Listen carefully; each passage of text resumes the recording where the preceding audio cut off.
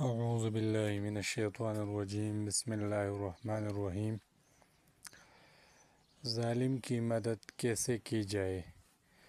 حضرت انس رضی اللہ تعالی عنہ بیان کرتے ہیں کہ نبی کریم صلی اللہ علیہ وآلہ وسلم نے فرمایا، اپنے مسلمان بھائی کی مدد کرو، وہ ظالم ہو یا مظلوم۔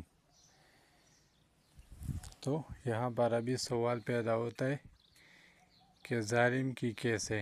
تو صحابی نے بھی یہی عرض کیا کہ اللہ کے رسول، میں مظلوم کی تو مدد کروں گا، لیکن ظالم کی مدد کیسے کروں؟ آپ صلی اللہ علیہ وآلہ وسلم نے فرمایا، تمہارا اسے ظلم سے روکنا، یعنی اس کو آپ نے گناہ سے روک دیا، یہی تمہارا اس کی مدد کرنا ہے۔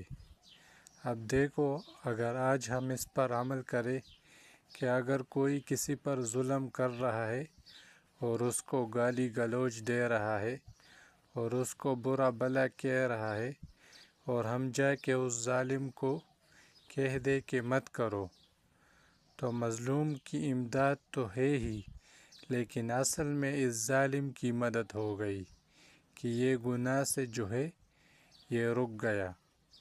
لیکن کون یہ کر رہا ہے؟ گاؤں میں پھر تھوڑی بہت یہ چیز ہے، شہر میں تو بالکل کوئی پرواہ ہی نہیں کرتا۔